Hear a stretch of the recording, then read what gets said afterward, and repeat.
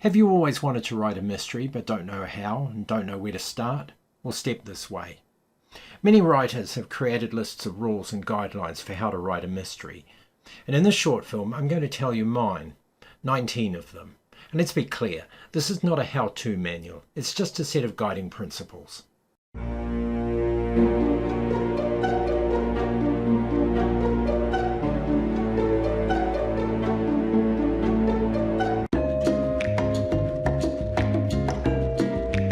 First rule of mystery writing. Firstly, there are no rules to writing, and rules are meant to be broken, that sort of thing. But if there really is one rule to writing a mystery, then it's this: there must be a mystery. And readers will keep reading page after page because they want to know the answer, or the solution, the explanation of that mystery. For that reason alone, mysteries are one of the best arenas in fiction for reader engagement. Does a mystery always need a dead body? Nope. But understand this, mysteries are crime fiction, and the crime you write about needs to be significant. So yes, a murder is a serious crime, but so too is a physical assault, kidnapping, arson, the robbery of a valuable jewel, or a bank robbery. Even a threat to kill is serious. Not sure if the crime you want to write about is serious?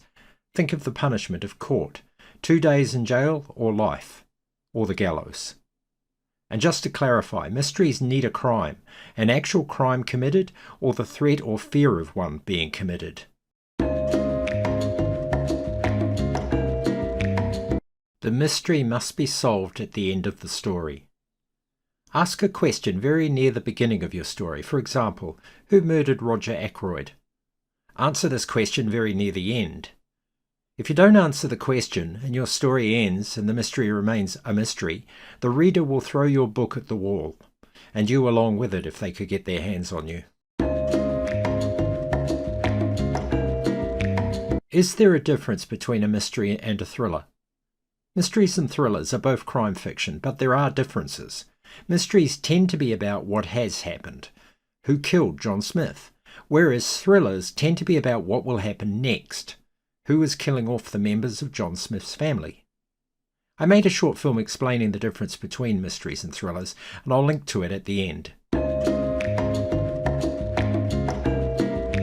Mystery is a broad church. There are many subgenres of mystery, and make no mistake, mysteries are genre fiction. Noir, hard-boiled, cozy, police procedural, private eye, locked room, closed environment, classical, whodunit, caper, psychological, paranormal, historical, professions mysteries, kids sleuths. And these are just the ones I can remember off the top of my head. Subgenres have rules. If you're writing in one of the genres of mystery, and it's 99% likely that you are, then be aware there are conventions and reader expectations for each subgenre. For instance, a cozy should be cozy. It shouldn't contain graphic depictions of anything. A murder typically takes place off the page, and you won't find somebody wading into a room full of people with a chainsaw.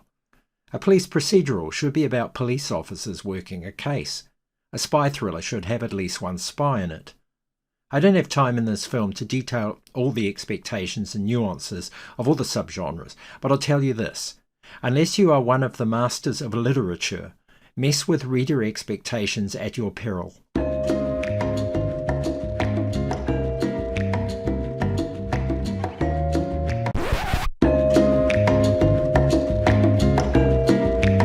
Is humour allowed in mysteries? Yes, of course. A mystery doesn't have to be all Sturm und Drang. It can have levity. Humour is a tool, like suspense, and adding it to the pot makes for a richer casserole. How many detectives does it take to screw in a light bulb? None. It turned itself in. Thank you. My name is Stephen. I'll be here all week. Write what you know, and if you don't know, find out. This should go without saying, regardless of what you're writing, be it mysteries, science fiction, romances, westerns, cookbooks, or automotive maintenance manuals. Don't write a story about a private eye, or a kindergarten teacher, or a pastry chef if you have no idea at all what is involved in those professions. Don't set a story in Belgium if you don't at least know the country's capital or what language the people speak there. A good writer is a good researcher. Conflict is your friend. Conflict, at its simplest, is the disagreement between one person and another, or between a person and an external force or creature. It's between a story's protagonist and antagonist, or to put it another way, main character versus. Every work of fiction, mystery or otherwise, that's ever been sold to a publisher has had conflict in it, literary fiction excluded. Conflict invites drama. It is the fuel of a story. If your story has no conflict, there will be next to nothing to engage the reader. Readers keep reading because they want to find out if the main character overcomes that conflict.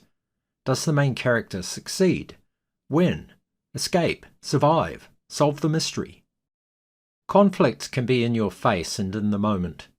There's a bomb strapped to the hero, and he has to find the key to unstrap it, and the key is hidden inside a book somewhere in the public library. Conflict can be subtle. A married couple eats dinner and discusses what colour to paint their bathroom. The wife suspects the husband of sleeping around.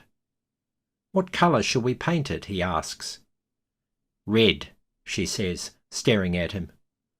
Blood red. And that little scene of domestic bliss leads nicely to the next point. Subtext is your friend. Subtext is not written, it is implied. It is the underneath, the feelings, the intuition, the unspoken meaning. Even a shopping list can have subtext. Milk, bread, eggs, hammer, shovel, bag of quicklime, bottle of champagne. Subtext is one of the writer's tools of magic. Plants are your friends. Don't have the hero pull out a gun and shoot the bad guy on the last page if there's been no mention or any kind of reasonable expectation that the hero is carrying a gun. Plant it. Remember your Chekhov. Gun on wall in first act, gun fired in third act. And plants apply to everything, not just guns. Bad guy's sneeze gives away his position in the shadows. Plant his allergy earlier.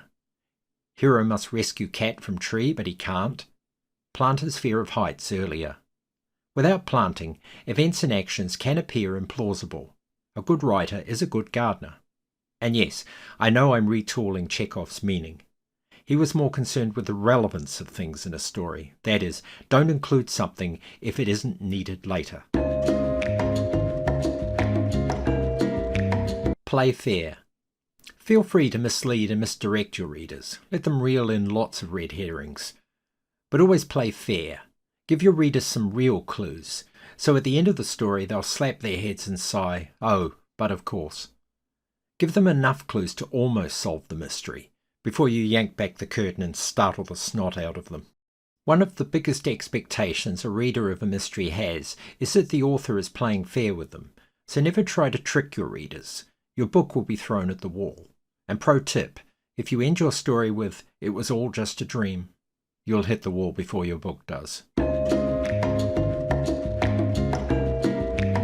MacGuffins are a thing. A MacGuffin is a storytelling device. A MacGuffin is something in a story, an object, an event, or a goal, that gives the characters something to do. It drives their motivation and advances the plot, and generally, and oddly, MacGuffins are something the characters are much more interested in than the readers are. A MacGuffin could be a microfilm that everyone wants and will kill to obtain, a valuable postage stamp, a suitcase full of money, a painting by Michelangelo, a lost diamond mine, an unleashed virus, a ticking bomb, the blue carbuncle, the Maltese falcon, the Holy Grail. A MacGuffin could be anything, and that's the point of reader disinterest. The plot mechanically might revolve around the MacGuffin, but readers aren't interested in story structure or any type of literary analysis. They are, simply put, on a journey with the characters and are hooked into what they are doing. It's the character's journey, not so much the destination, that is of appeal to a reader. Remember, to a reader, the characters and what they do are the most important things in a story. The best example of a MacGuffin can be found in a murder mystery. The murder is the MacGuffin. The characters are the most important thing in a story. The characters are the most important thing in a story, any story ever written, any story ever told. The characters are the reader's window into the story, and through them we live vicariously. The better the characters are written, the clearer the window. Impose a deadline. Deadlines work well in thrillers. We have to find the bomb, it explodes at midnight. And they also work well in mystery. We have to identify the killer before the ship arrives in port. A deadline focuses the story on its end and outcome and creates urgency. Think of a story as a tunnel. The deadline is the light at the end of it. We can see it coming, and the closer it gets, the more urgent everything becomes. Twist endings are good, and there be spoilers here. A twist ending completely upends and rearranges the facts and events of what's come before it. A twist ending is not a prerequisite for a mystery, but if you can write an unexpected, plausible, and satisfying twist into your story's end, it will certainly make it more memorable. It will add a layer of icing to the cake. Here's a couple of examples. The Sixth Sense. The child psychologist is one of the dead people the kid is seeing. Psycho.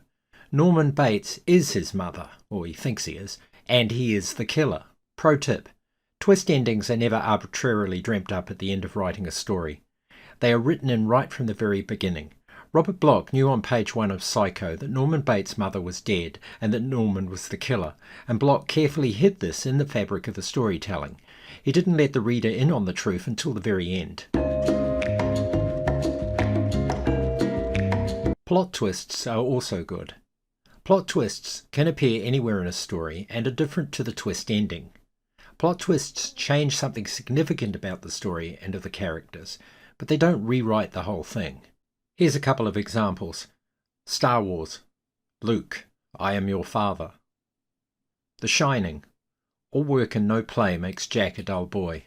An excellent, legendary plot twist appears in Psycho, about 1/3 of the way in.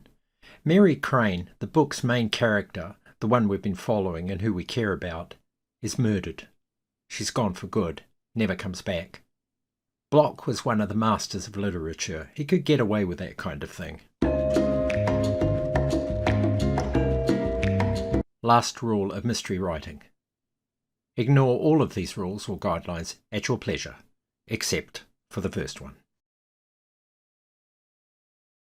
Thank you for watching. I hope this film was interesting or useful to you. And as they say, please like and subscribe. Thanks.